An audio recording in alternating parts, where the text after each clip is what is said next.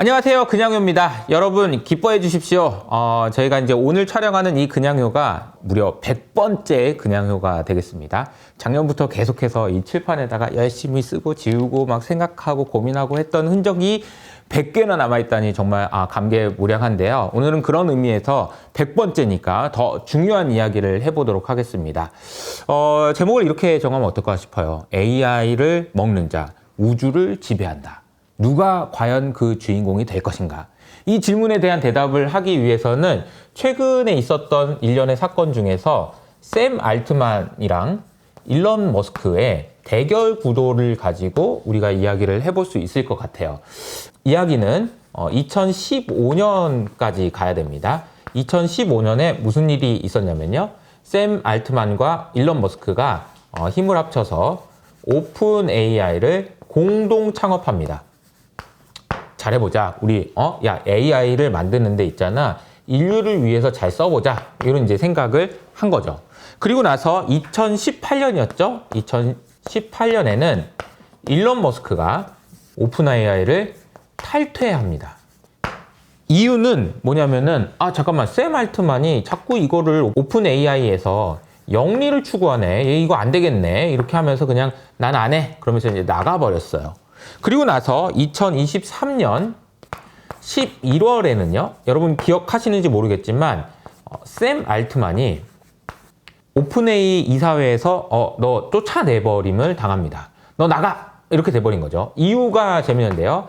이유가 뭐였냐면은 일관되게 정직하지 못하다 라는 이유로 야, 얘 맨날 거짓말만 한다, 얘. 얘 돈 안 번다고 하고, 영리 추구 안 한다고 하더니 또 돈 번다고 그냥 아주 그냥, 아이고, 안 되겠다, 얘, 너 잘라버려! 이렇게 얘기했는데, 놀랍게도 일주일 만에 샘 알트만은 다시 복귀하게 됩니다. 왜냐하면, 오픈 AI에 있는 직원들이, 야, 이거 우리 지금 뭐, 샘 알트만 나가면 내가 지금, 나 지금 대출금 갚으려고 지금 돈 내야 되는 것도 많고, 집 사놓으려고 해서 돈 내야 되는데, 지금 투자를 못 받으면 어떡해! 이런 얘기를 하면서 이제 빨리 돌아와! 이러면서 이제 샘 알트만이 이제 돌아오게 되는 사건이 벌어지게 되죠. 그리고 나서 2025년, 올해죠. 2025년 1월 달에 흥미로운 이제 결과가 나오는데요. 샘 알트만이 이제 트럼프한테 얘기해가지고 형님, 저기 우리 스타게이트 이런 거 해야 돼요. 지금 중국한테 이기려면은 스타게이트처럼 이거 대형 프로젝트 해야 된다니까. 지금 이거 전력망도 깔고 지금 뭐 이거 좀 해야 돼. 라고 이야기를 하는 스타게이트 프로젝트를 발표를 합니다. 근데 이제 스타게이트 프로젝트를 발표한 것에 대해서 일론 머스크가 뭐라고 얘기했냐면 이 사기꾼 이러면서 돈도 없으면서 이런 얘기하면서 이제 악담을 퍼붓게 됩니다. 그리고 나서 급기야 어제죠. 2025년 2월에는요. 일론 머스크가 오픈 AI를 사야 될 것 같아. 이런 얘기를 합니다. 안 되겠다. 야 이거 내가 그냥 안 나서려고 그랬는데 샘 얘 안 되겠어. 얘 쫓아내고 내가 사람들 모아서 나를 지지해주는 사람 돈을 모아서 오픈 AI를 내가 사야 될 것 같아. 이런 얘기를 했습니다. 이게 실제 실현성이 있는지 아니면은 어떤 제스처인지는 모르겠습니다만 어쨌든 일론 머스크가 이런 얘기를 했다라는 것, 어떤 배경이 있었길래 이런 이야기를 했고 우리는 이 현상을 어떻게 해석하는 것이 필요한지에 대한 이야기를 지금부터 해보도록 하겠습니다. 말씀드린 대로 오늘 그냥요는 100번째 그냥요이기 때문에 제가 첫 번째 그냥요에서 했던 이야기를 다시 한번 해보도록 하겠습니다. 바로 레버리지라는 개념인데요. 제가 생각할 때 이 레버리지라는 개념은요. 자본주의 시대에 가장 핵심이 되는, 가장 중심이 되는 개념이라고 이야기할 수 있을 것 같습니다. 당시에 제가 이제 레버리지를 설명하면서 뭐라고 얘기했냐면요. 여러분, 레버리지 할래요? 아니면 당할래요? 이렇게 이야기했습니다. 자, 레버리지 여러분은 하시고 싶으세요? 아니면 당하시고 싶으세요? 좀 더 직관적으로 설명할 때 제가 이제 중학교에서 강의할 때 이런 식으로 설명했었거든요. 친구들한테 옆에 있는 친구들 한번 봐봐. 얼굴 한번 봐볼래? 그 친구한테 너 이용 당하고 싶니? 아니면 그 친구를 이용해 먹고 싶니? 이렇게 질문했거든요. 근데 이제 그 친구들이 전부 다 이용해 먹고 싶어요. 이용해 먹고 싶어요. 이렇게 얘기를 했겠죠. 당연히. 여러분도 당연히 이용해 먹고 싶으시죠? 레버리지 하고 싶죠. 레버리지 당하고 싶진 않잖아. 남들한테 이용당하는 거 별로 기분 좋은 일 아니거든요. 그렇잖아요. 그쵸? 그러니까 레버리지 하고 싶어요. 근데 레버리지 하려면 어떻게 해야 될까? 이 생각을 해보는 거죠. 우리가 대표적인 레버리지라고 할 수 있는 돈을 빌려서 투자하는 걸 생각해 보면 우리는 조달 비용이라는 측면 그리고 운용 수익률이라는 측면 이 두 가지를 생각을 해야 됩니다. 최대한 조달 비용을 낮추고요. 최대한 운용 수익률을 높이는 것 그리고 이것을 무한대로 반복하는 것 이것이 자본주의에서 돈을 버는 핵심 원리다. 이렇게 보시면 됩니다. 방금 전에 말씀드렸던 대로 자 그러면은 너 레버리지 하고 싶어?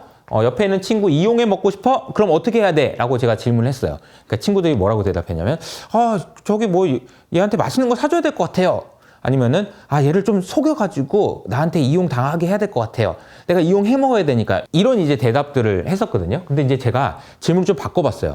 얘들아 그러지 말고 아저씨가 다르게 질문해볼게. 잘 들어봐봐. 자 그러면 너 어떤 애들한테는 이용 당해도 괜찮을 것 같아? 라고 한번 물어봤어요. 그러니까 애들이 잠깐만 생각을 바꾸더니 뭐라고 얘기했냐면은 착한 애요 이렇게 얘기했습니다. 착한 애한테는 내가 이용을 당하더라도 기분이 나쁘지 않을 것 같아요. 이런 대답을 한 거죠. 자, 저는 이게 진짜 기가 막힌 얘기라고 생각하는데요. 여러분 생각해 보세요. 어떤 사람한테 여러분은 이용 당해도 괜찮다고 생각하세요? 만약에 그 사람이 있다면 그 사람은 레버리지 비용이 낮은 사람일 겁니다. 다른 사람의 도움을 조금 더 쉽게 받을 수 있다라는 거죠. 반대도 있습니다. 어떤 사람은 난 저 사람한테는 절대 이용당하고 싶지 않아 라고 생각하는 사람도 있을 거예요. 근데 그 사람은 레버리지 비용이 진짜 높은 사람일 거예요. 어떻게 보면 제가 하버드 대학교의 이제 그 교육 철학 이런 걸 보니까 결국은 레버리지 비용을 낮추는 것 이것이 더 큰 일을 하기 위한 리더가 되기 위한 덕목이다라고 하면서 이 부분을 굉장히 강조하더라고요. 근데 이 착하다라고 표현되어 있는 이 단어가 뒤에 다시 나오니까 기다려 주시고요. 두 번째는 운용 수익률이라는 개념이에요.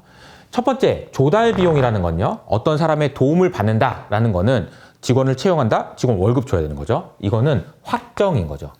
확정된 거예요. 얼마의 이자가 나가야 되는지 얼마의 비용이 드는지는 확정된 거예요. 은행에서 돈을 빌렸어요. 누군가한테 돈을 빌렸어요. 그러면 이자를 얼마 줘야 되는지는 확정이죠. 하지만 운용 수익률은 불확실합니다. 그리고 이것은 미래와 관련이 있어요. 저는 그래서 이 부분은 이렇게 표현하고 싶어요. 착함에 대응되는 개념인 꿈이다. 왜냐하면 미래에 대한 계획이니까 나의 생각이니까 현실화되지 않은 미래의 일이니까 그렇습니다. 그래서 조달 비용을 낮게 하고 운용 수익률을 높게 한다라는 개념은 너무 중요한데요. 자, 이 개념을 가지고 방금 전에 말씀드렸던 샘 알트만과 일론 머스크의 이 다툼을 이해해 보기 위해서는 한 사람이 더 등장해야 됩니다. 바로 딥시크의 량원평이라는 사람이죠. 이 딥시크의 량원평이 이렇게 이야기를 했습니다. 내가 딥시크를 개발하는데 돈도 많이 들고 했는데 이걸 전부 오픈해 버릴게요 라고 얘기했습니다. 공짜로 공개해 드릴게요 라고 하면서 했던 이야기가 기가 막힌 이야기를 했는데요. 뭐라고 얘기했냐면 왜냐하면 우리 중국이 미국을 AI로 이기기 위해서 필요한 것은 바로 도덕적 권위이기 때문입니다 라고 이야기했다는 거죠. 저는 이 말이 너무너무 인상적이어서 제가 지난주 내내 이 단어 하나만 가지고 엄청 고민을 많이 했거든요. 이 단어가 사실은 제가 볼 때는 이 착함이라고 얘기하는 우리가 추상적으로 알고 있는 단어의 끝판왕이 아닌가 싶습니다. 그리고 이 착함을 넘어서 도덕적 권위를 얻기 위해서 필요한 것은 제 생각에는 희생입니다. 희생. 남들을 위해서 희생하는 모습을 보이는 사람에게는 저렇게까지 희생하는데 내가 좀 이용당해도 괜찮지. 레버리지 비용이 극단적으로 낮습니다. 그냥 착함을 넘어서 희생까지 해?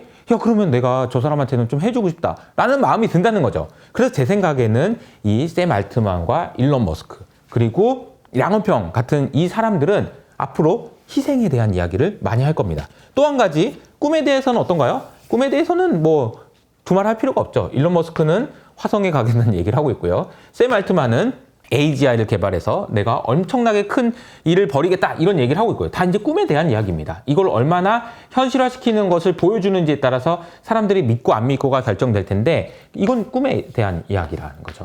자, 여기까지 설명드리면 일론 머스크가 했던 행동들이 조금 이해가 됩니다. 왜 그러냐면요. 일론 머스크는 꿈에 대해서는 정말 많은 말을 하죠. 그리고 내가 그래도 희생할게 라는 생각들을 많이 이야기를 하는데요. 제 기억에 일론 머스크가 옵티머스를 처음 소개했던 날에 일론 머스크가 했던 이야기가 저는 아직도 기억이 납니다. 뭐라고 얘기했냐면요. 옵티머스 그거 걷지도 못해가지고 사람들이 이렇게 끙끙 두 명이서 들고 와가지고 이렇게 딱 앉혀놨을 때 많은 사람들이 저런 거를 왜 답답하다 이런 생각을 했었는데 그때 일론 머스크가 생각할 때는 아마 지금 제가 이야기하는 거를 3년 전에 생각했던 것 같아요. 그리고 나서 이 사람이 뭐라고 얘기했냐면요. 내가 AI를 갖는 게 맞는 것 같아 라는 이야기를 합니다.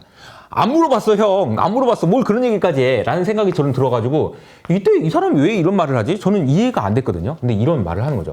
내가 AI를 갖는 게 맞는 것 같아. 왜냐하면 나 말고 국가나 다른 어떤 기관이 AI를 갖잖아? 그러면 이 사람이 만약에 사악하게 인류를 위해서 AI를 이상하게 쓰게 되면 막을 수 있는 방법이 없거든? 근데 만약에 내가 이거 AI를 이렇게 하다가 혹시 희생하지 않고 내 맘대로 써가지고 인류를 위해서 안 좋은 방향으로 이걸 사용하는 그런 모습 보이잖아? 그럼 나 잘라버려. 그럼 되잖아. 나 자르고 다른 더 잘할 수 있는 사람을 하면 되잖아. 이렇게 얘기를 했다는 거죠.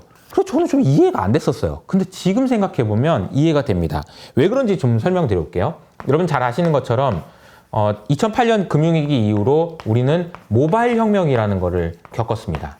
모든 거래가 스마트폰에서 진행되는 그 모바일 혁명 말이죠. 그리고 이 모바일 혁명을 통해서 얻어졌던 부가가치는 뭘까요? 빅테크가 가지고 있는 시가총액이라고 얘기할 수 있는 17조 달러 정도라고 얘기할 수 있을 겁니다. 놀랍게도 근데 17조 달러는요, 중국의 GDP와 같은 수준입니다. 그러니까 한마디로 얘기하면 모바일 혁명을 통해서 미국에 있는 빅테크가 만들어낸 부가가치는 중국 정도의 사이즈가 된다라고 볼 수 있겠죠. 자, 그러면 제가 질문 하나 해볼게요. AI를 만들면, 그래서 AGI를 만들든 아니면 휴머노이드에다가 피지컬 AI를 만들든 이렇게 됐을 때 생길 수 있는 부가가치는 얼마나 될까요? 저는 적어도 17조 달러는 훌쩍 넘지 않을까? 2배? 3배 정도는 되지 않을까? 라는 생각이 듭니다. 대충 30조 달러라고 얘기해 볼까요? 그럼 이 30조 달러는 미국의 GDP를 넘어서는 수준입니다. 미국 정도의 사이즈가 나올 수 있는 엄청난 거라는 거죠. 제가 AI를 다 먹는 자, 우주를 지배할 수 있는 사람이 된다라고 이야기를 했는데, 자, 일론이 생각했던 3년 전에 생각했던 거는 제 생각에는 야, 이러다가 내가 AI 먹을 것 같은데 근데 내가 AI를 먹는 게 맞아? 근데 내가 AI를 먹어가지고 내가 이렇게 많은 권력을 갖는 게 맞아? 라는 생각을 하지 않았을까라는 생각이고, 그렇게 됐을 때 이만큼의 부가가치를 내가 얻는 너무 무서운데? 나 괜찮을까? 라는 생각을 하다가 정 안 되면 나 잘라. 그러면 되잖아. 라고 이야기를 한 것 아닌가. 그리고 나서 일론 머스크가 했던 행동들을 보면 희생 아닌가 이런 생각이 든다는 거죠. 뭐 희생이야 라고 생각할 수 있지만 잘 보세요. 일론 머스크가 최근에 하는 행보들을 보면은 트럼프의 당선을 위해서 천문학적인 돈을 사용합니다. 그리고 막 춤을 추고 막 난리가 났어요. 그래서 일론 머스크가 얻는 게 뭐죠? 라고 생각해보면 테슬라가 잘 될 수 있잖아.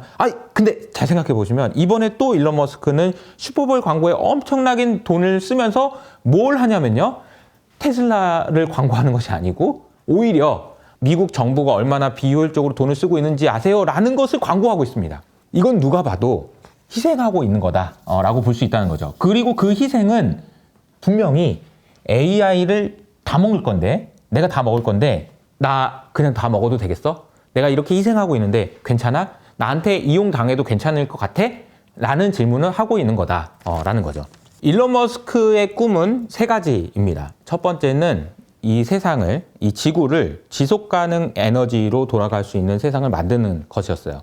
그래서 사실은 그 당시에도 일론 머스크는 굉장히 큰 희생을 감수했는데, 왜냐하면 사실 지금 생각해보면 테슬라가 없었다면 여전히 내연기관차가 전기차를 만들고 있을까요? 아닐걸요. 2018년 당시에 일론 머스크는 전기차를 만들 수 있는 기술을 대부분 오픈해버렸습니다. 희생한 거죠. 뭔가를 만들어야 되니까, 지구를 위해서. 그리고 두 번째 목표는 다행성 종족으로 만드는 겁니다. 화성으로 가는 거예요. 근데 화성으로 간다라는 거는 제가 생각할 땐 꿈이에요. 꿈 같은 이야기죠. 하지만 그 꿈을 현실화하고 있는 과정을 보는 우리는 진짜 꿈을 꾸게 됩니다. 그것이야말로 레버리지를 제대로 사용하는 거라고 볼 수 있다는 거죠. 그리고 마지막 세 번째 꿈은 이 AI로부터 인류를 지켜내는 것입니다.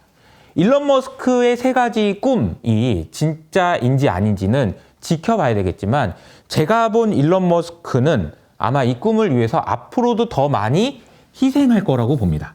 그리고 더 많은 사람에게 이렇게 이야기하겠죠.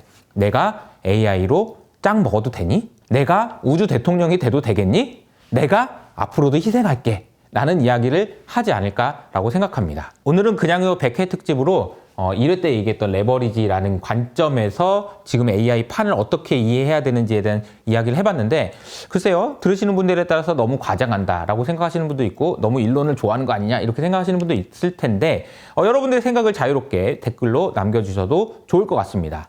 자, 그러면 저는 여기서 인사드리겠습니다. 100회로 그냥요는 끝나지 않습니다. 앞으로도 계속된다는 약속을 드리면서 저는 여기서 인사드릴게요. 지금까지 그냥요였습니다.